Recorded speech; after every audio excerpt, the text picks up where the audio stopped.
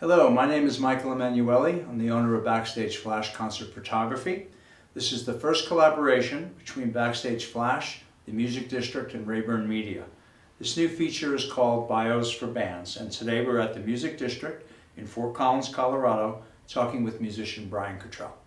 So Brian, how long have you been playing music, and how did this all start for you? I've been playing music my entire life. I don't really remember ever not making music. My earliest memories of music are being tucked in by my parents and my dad and I singing songs into a toy plastic microphone. Then grew up singing in the church, acting in plays, discovered the guitar and rock and roll through the Boy Scouts. Pretty much just your typical, rock story there.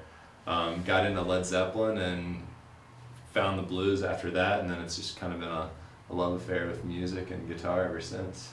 Yeah, so that leads into my next question about your influences and what instruments you do play, how many different instruments you play. Yeah, so growing up I kind of dabbled on the piano and tried to teach myself how to play it. I remember once writing with a marker A through Z on all the keys, thinking that was probably how it worked. Then I found that there are more keys, so then I had A2, and continued through that, and that was kind of a system that I tried to devise. Turns out it didn't really work out very well. So I didn't get too far on the piano, started playing guitar, middle school, high school, and just really got into it, playing it just, 6 hours a day, just kind of constant work on the guitar. And then recently I've gone back and learned how to play the piano. I ended up getting a teaching gig where I thought I was just interviewing to be a guitar teacher. And then my first day I found that I had like 6 piano students, and I couldn't really read music very well, and I didn't know how to play the piano. So I kind of had to figure that out really fast. So you can read better now. Yeah. So just through doing that every day and working through it, I've had Repetition. a great opportunity to get to work on that along the way. And then I'm also a percussionist. I was in the marching band and did that whole thing. Right, you're a band nerd. I kind of figured that. Yeah, I come across that way. That's all right. A lot of people do. We're not going to hold it against you at all. Let's see. Can you kind of walk me through your songwriting process? What's that like for you? And how that procedure works. Yeah, sure. I don't know. I'd say I have a couple different ways that I come at it. One is the magical, just inspiration that comes out of nowhere. This kind of ineffable quality where I think we imagine that a lot of artists write songs from, and I find that that's a very small percentage of them. But sometimes, I'll wake up in the middle of the night with a line in my head and grab a guitar off the wall, and then a song will kind of come together, which is rare but really exciting when it does. More often I find myself sitting down with the intention of writing a song, and so I might have a lyrical phrase that I want to work with and try and find a melody with it. Or so it typically starts with the lyric?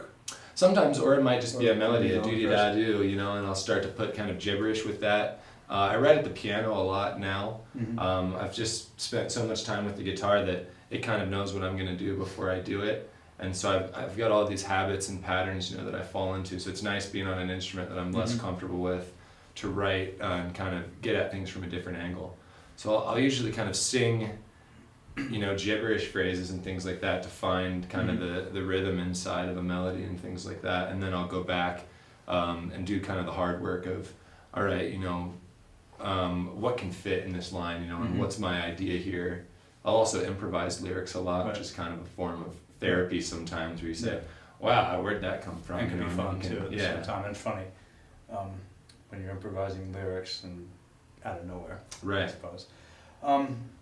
So as far as your solo material and your solo music and your songwriting, do you consider that a specific genre, or is it like a bunch of different things, or do you kind of try and stick to one thing as your solo project? Yeah, good question.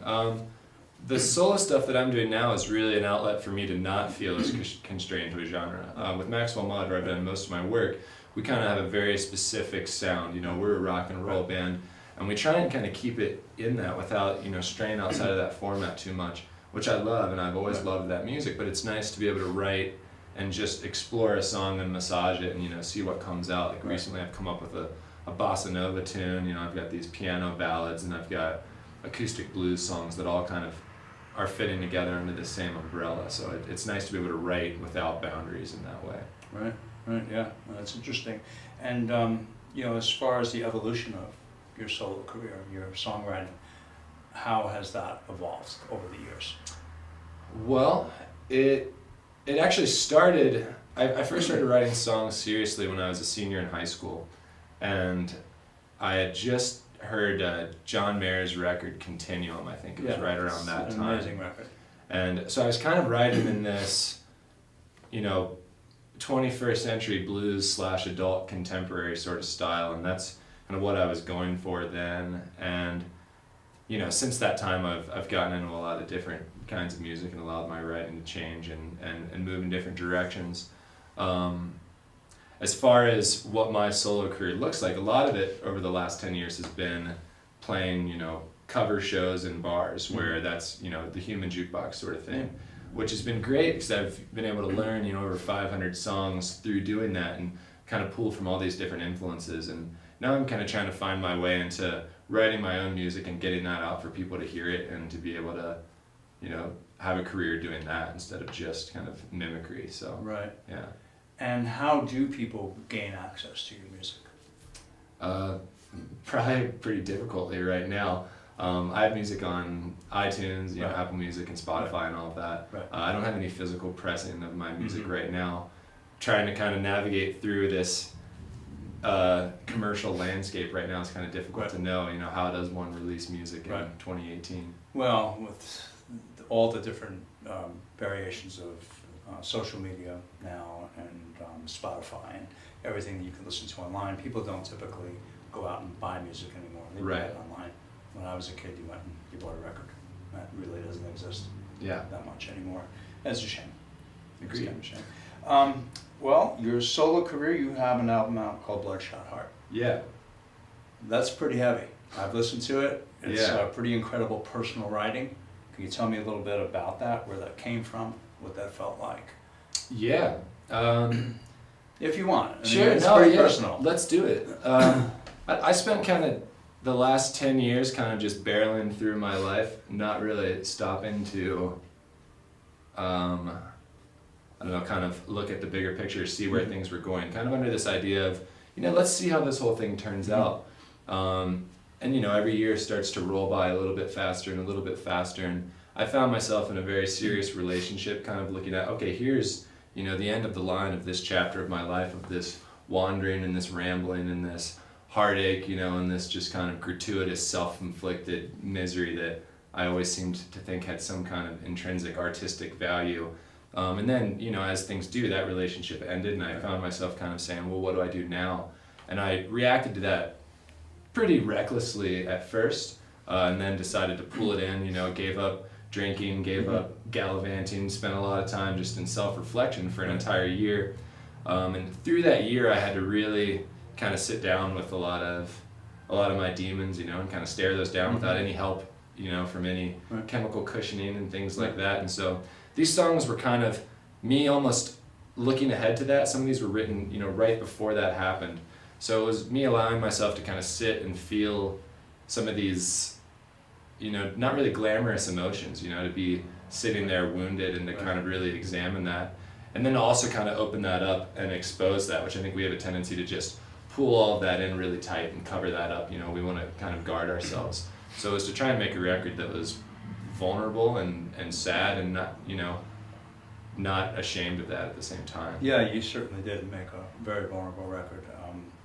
The video Air, that seems to be the signature of the record. Yeah.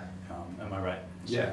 And it's pretty incredible. It's very personal. If you want to talk about that a little bit, I mean, I've watched it on YouTube and so have many other people. It's getting a lot of airplay, and it seems really popular because it probably touches a lot of people in the same way it's touched you, and that's why people can relate to that. Yeah. So that's a really interesting song, and that's a really personal song, and I commend you for doing that, for putting that out, because. Thanks. Yeah, I mean that was kind of the central narrative, of what was really going on when that record was coming together. And the video, we took some artistic liberties to kind of, in the 4.5-5 minutes of the video, to try and still have something going on there, having this relationship coming to an end. So it's not all, 100% autobiographical, which I think was something that is this personal. I think people have a tendency to read into every little detail. And I've had people ask me about all these specific elements of the video, and this and that. And did this happen and did that happen? And, some of the things are real and some of them are real fabrications. Yeah, and so that's left but to the people's real imagination too. Right, the real thing there though is, that core feeling at the center of the song. And I think that's, sometimes truth is greater than actual events. So Yeah, it's very truthful, moving to say the least.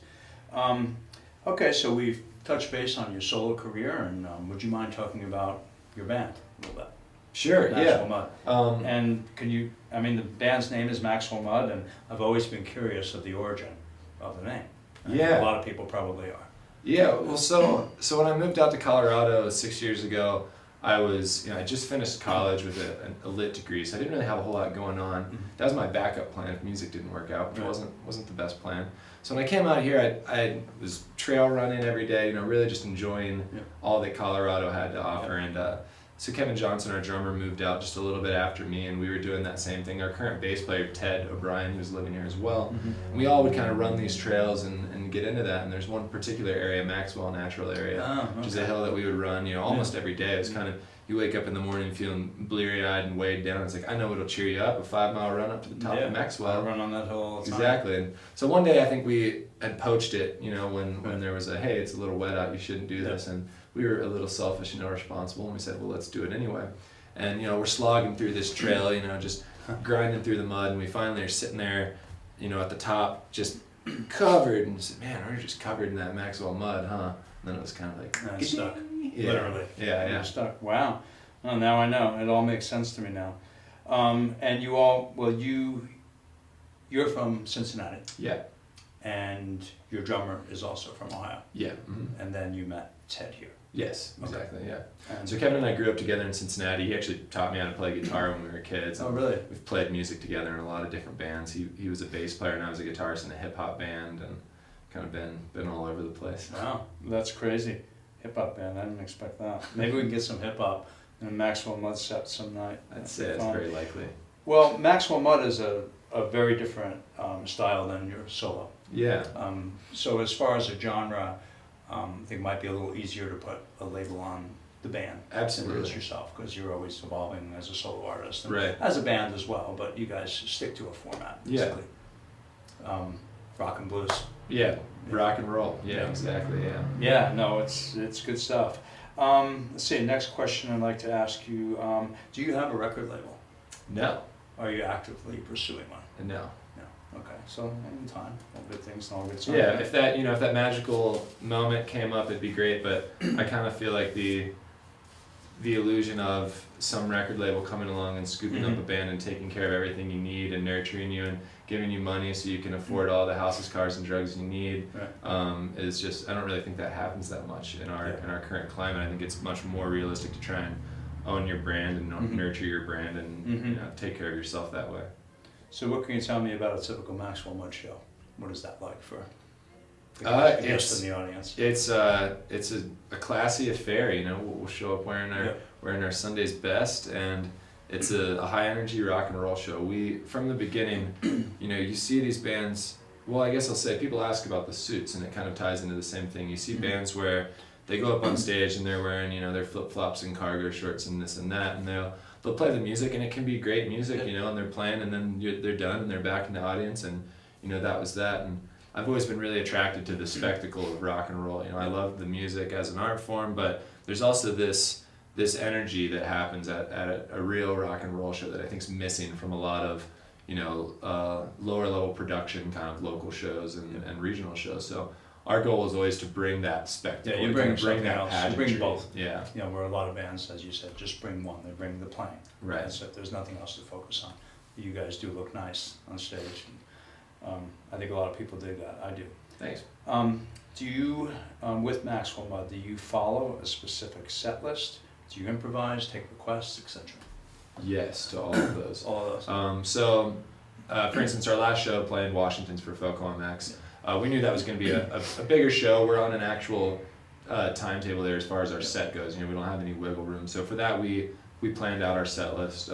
we'll never recycle a set list. We always revamp them each Right. time we play. So there are a lot of people that come and see us multiple times, so we don't want to be phoning in the same show each time. Sometimes we'll play longer bar gigs, where we'll go with no set list. We'll take requests. We'll play songs we don't know. The crowd's into it. Exactly. Keep So, playing. I mean, and sometimes you can get this kind of real magical sort of energy out of that, and sometimes the wheels turned into blocks, and the cart falls apart and you fall on your face. We've had some of those, but that's kind of the trade-off. If you take that risk of playing songs you don't know and doing that, exactly. sometimes it pays off, and sometimes you look like an idiot. So. You'll cover.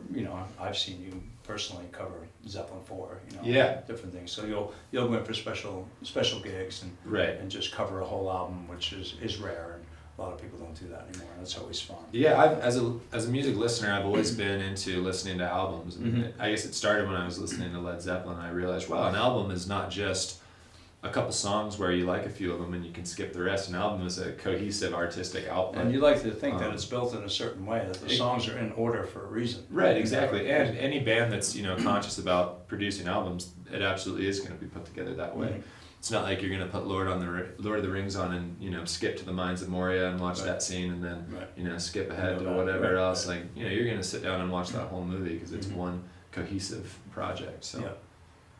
Do you have any upcoming shows coming up that we should know about?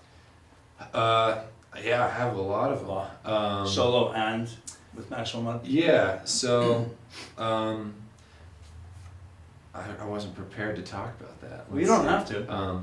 If you got some top secret shows. Well, no, nothing top secret. Just that I kind of try and stay on it 1 week at a time. I'm booked every week for the rest of the year. I actually just started booking April 2019 last night, and up until then. So I'm in Vail a lot. I'm here a lot with solo stuff. But Maxwell Mudd's going to be playing June 1st at Old Town Square. So that's our next show. Oh, that's right, the Old Town series. So hopefully if this gets out in time for that, that'd be cool. But I think it will be. Yeah. See how it goes. So come see us. June 1st Yeah, at the that'll Square. be cool. I always look forward to those.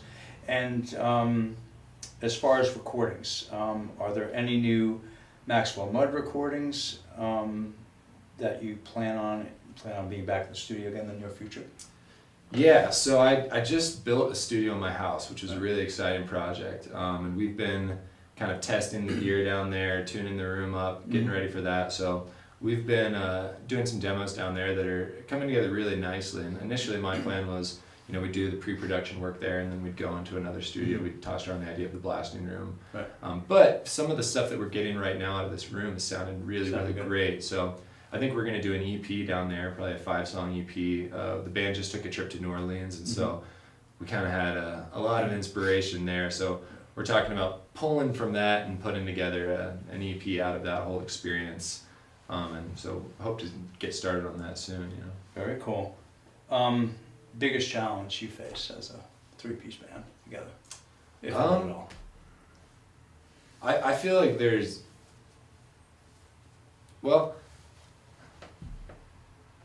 I think it gives us way more room to move. I think rather than challenges, it gives us a lot of advantages. It enables us to open up song structures in such a way that you can't do if you have a lot of different players on stage, which is really nice. And that's what attracts me to that format is, songs are able to be a little more fluid and you can take some more risks with arrangement and you don't have as many people to keep on board.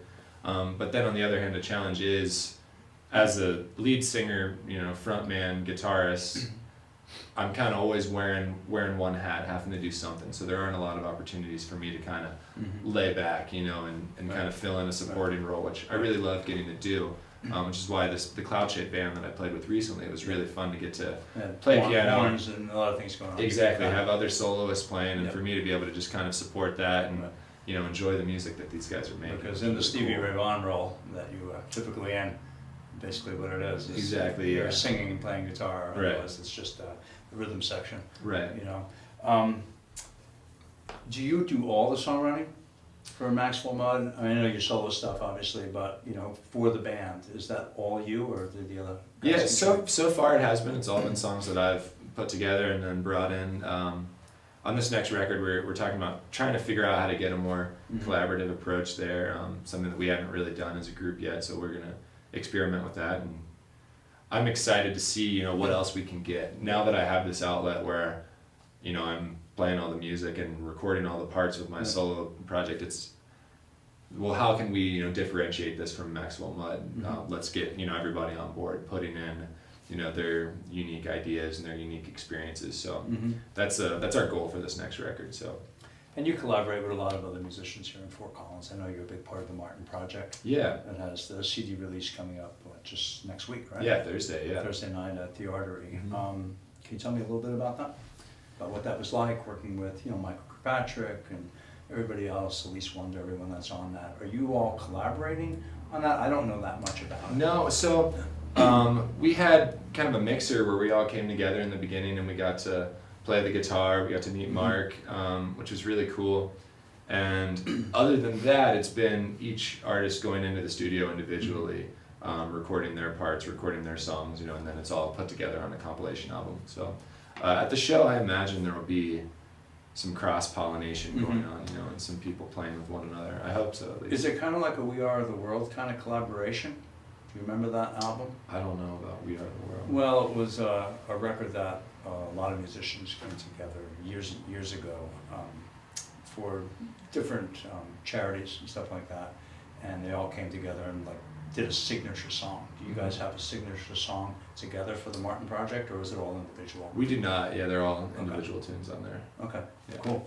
I think my final question, and I think I know the answer to this one, if you had to go back in time to any musical era, what would that era be?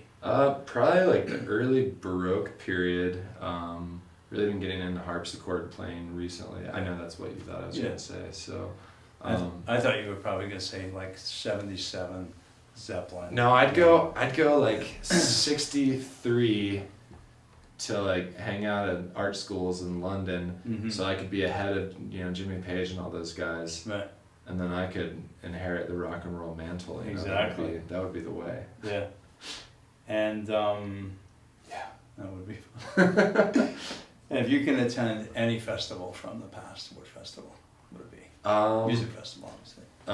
Festaroo, I think, would be my favorite one. I don't know about Festaroo. It's one where Electric Apricot played, which was great. They're pretty... Yeah, I'd be going. Have you seen this movie, Electric Apricot? No. It's like a jam band version of Spinal Tap. Really? Where Les Claypool is the drummer in this band, and it's pretty hysterical. Oh no, I haven't seen that. Festaroo is the jam band festival that they play. As far as actual festivals, I mean, being at the original Woodstock would be pretty cool, but festivals kind of like exhaust me a little bit. You just went to New Orleans, the Jazz Festival. Yeah, which was really bizarre because it's the Jazz and Heritage Festival, and I thought it was interesting that the jazz was separated into a small tent on the festival And then the ground. blues tent is next to that. And then other than that, you have these enormous fields with tens of thousands of people that are listening to Jack White and Aerosmith and this and that, which those are great artists, but the jazz of the Jazz Festival is a very small part of it, and I think a lot of people maybe didn't even wander into those tents. I know, I was there the week before you were, and I thought that was a little strange too. Yeah. And the Jazz tent was the smallest tent on the property. Which didn't surprise me because I don't really imagine in this age tens of thousands of people, going out to listen to somebody play bebop or play, traditional New Orleans jazz or something like that. It's just not really our musical climate, which, it is what it is. You can say very traditional. I spent a couple of days in New Orleans very recently, right around the time you did, and the music was so traditional. I loved it. Yeah. Saints Come Marching In kind of style, and that was really neat. Right. Just a lot of neat things that happened down there, as far as bands playing, how they're paid, no cover charges. Right. Pass a bucket around. Yeah. I mean, it's really, really cool idea. I really like that. Well, as far as questions, that's really all I have, and I was wondering if you might want to play a little bit. I'd love to. Yeah, that'd be great. You have piano here, your guitar, be cool. You want Yeah, to play let's do a guitar song. Actually, let's do a piano song. Yeah. I've got a piano song I'd like to play for you. Okay. So this is a song called Towering Colossus. Okay. There's a towering colossus standing over my bed. He reminds me of my failures, and he whispers in my head like some cowering magician. through the valley of the dead. The canyon walls are echoing with the fears that lie ahead. Like if we build them too tall, there will surely come a day when it all comes crashing down and the statue sinks into the waves.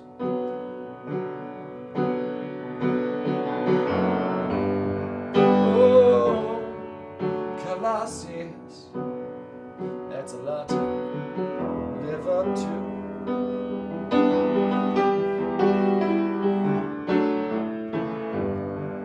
Oh, Colossus, what are we gonna do?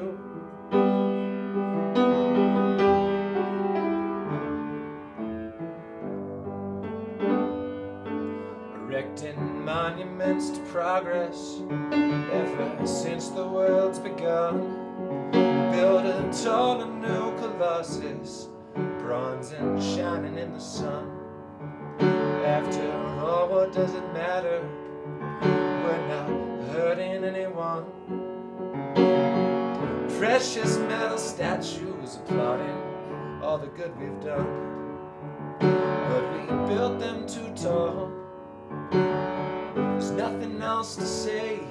When it all comes crashing down, the rubble fills even deeper graves.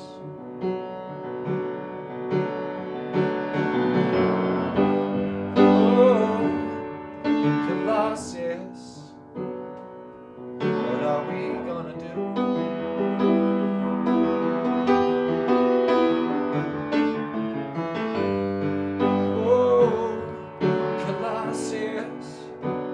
That's a lot to live up to.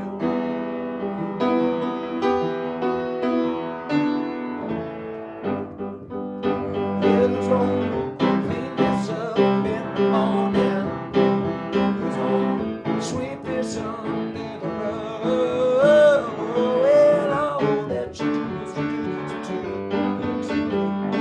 built all the new Colossus, twice as tall, so God can't judge us.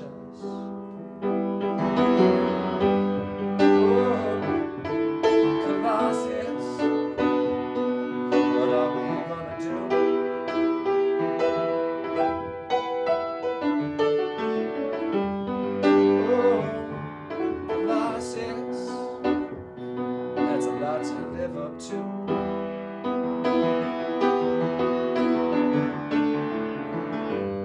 Stand tall, Colossus, pieces on the ground.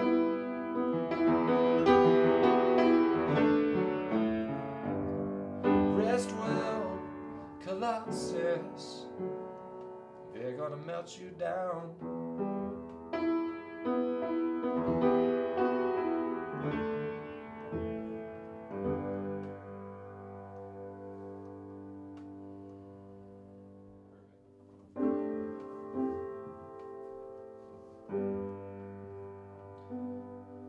Is it wrong, Bob?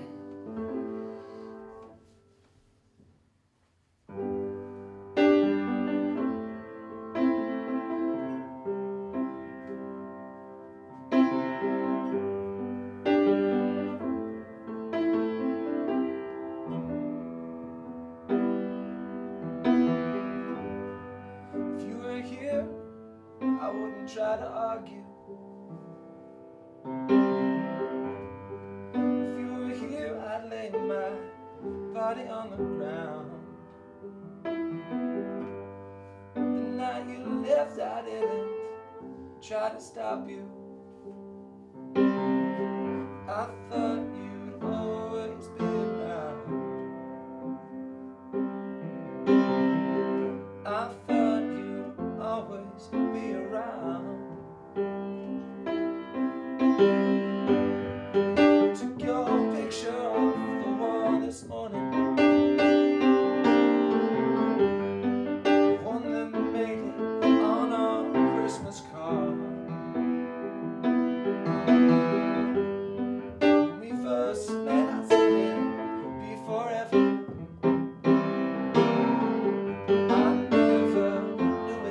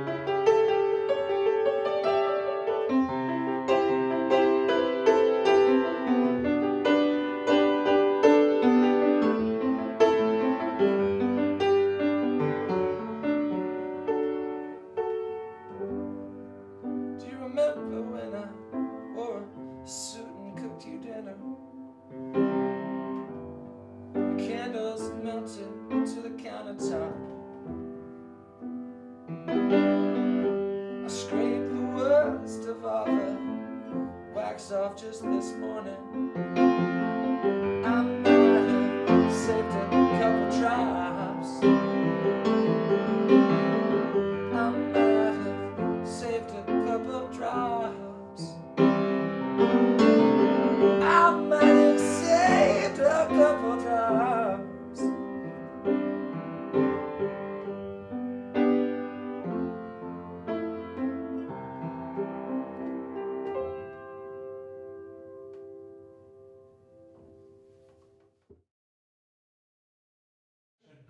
Alright, so I want to tell the story of this song though. So I've spent, pretty much my whole young adult and adult life here trying to woo girls by writing them songs, right? I mean, that's like, I didn't have a lot going for me as a younger man. I couldn't, I wasn't good at sports. I wasn't very good at talking to girls. So I learned how to play guitar and I was like, oh, this just might work out. And then eventually you get to a point where, that's become a little bit tired. And so there was this one girl that I was very interested in. I was kind of figuring out, all right, what's my move going to be here, and she had a girlfriend, or she had a boyfriend. She had a boyfriend at the time, which was very inconvenient to me. It would have been more convenient if she had had a girlfriend.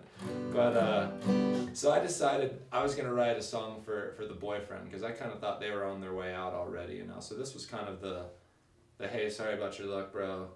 Better luck next time, But I think I'm about to move in here. So this song is called That Girl Is Gonna Leave You. And it didn't last that long, so now sometimes I'm calling it That Girl's Gonna Leave You and She's Gonna Leave Me Too. But so it goes something like this.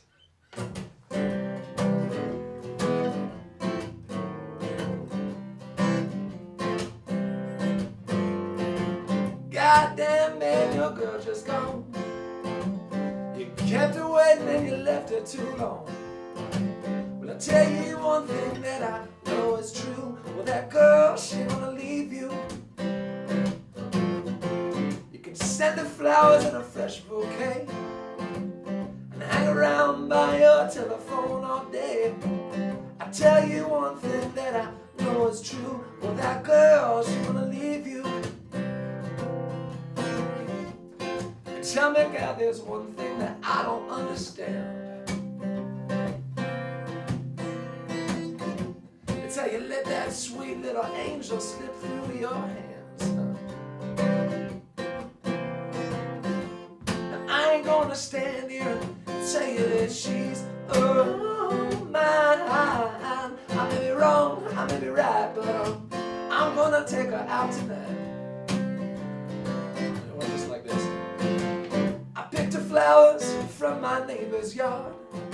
She paid for dinner with your credit card. She needs a lover that somebody knew. Well, that girl, she gonna leave you.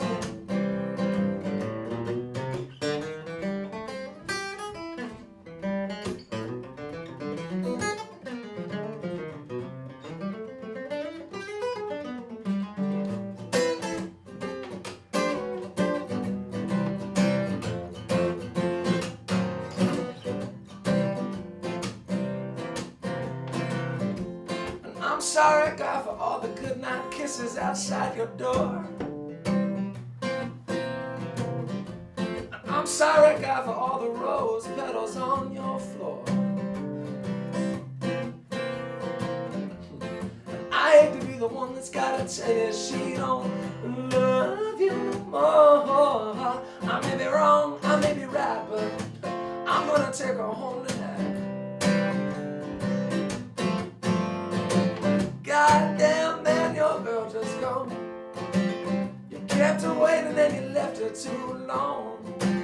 I tell you one thing that I know is true. Well, that girl, she gonna leave you. Well, that girl, she gonna leave you. Well, that girl, I think she left me too.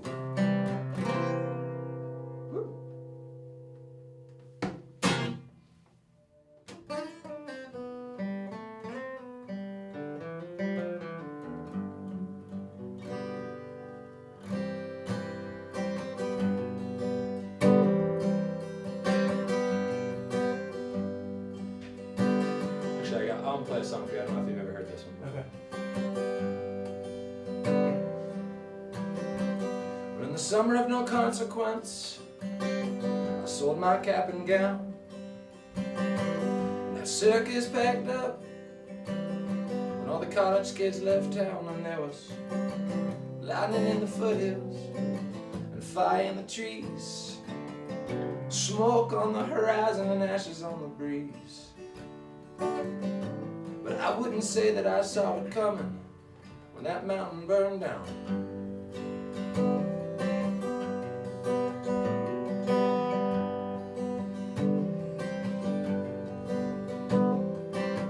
The newsman through the TV screen said it cannot be contained. The trees are dry this time of year and they haven't seen much rain. And so they're calling to evacuate, so get out while you can. The fire just crossed the river, wind is blowing like a fan. The news of Armageddon didn't scare the anchor man, 'cause he's still driving with his top down while that mountain's burning down.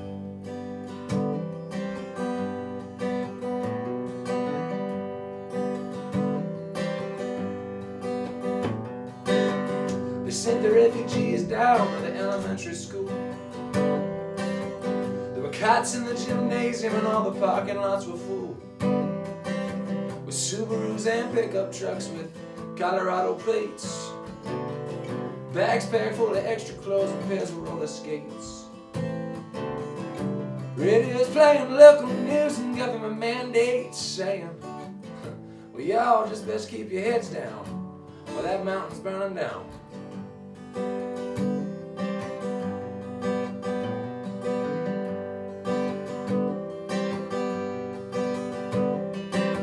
The people in the city, they said that fire shares a shame, but they were safe and sound and far away from smoke and flame. And shopping malls with air conditioning to beat the heat, cash for gold and coffee shops every 50 feet. With the chef inside the steakhouse, he flips another piece of meat, and they're still spinning signs on Main Street while that mountain's burning down.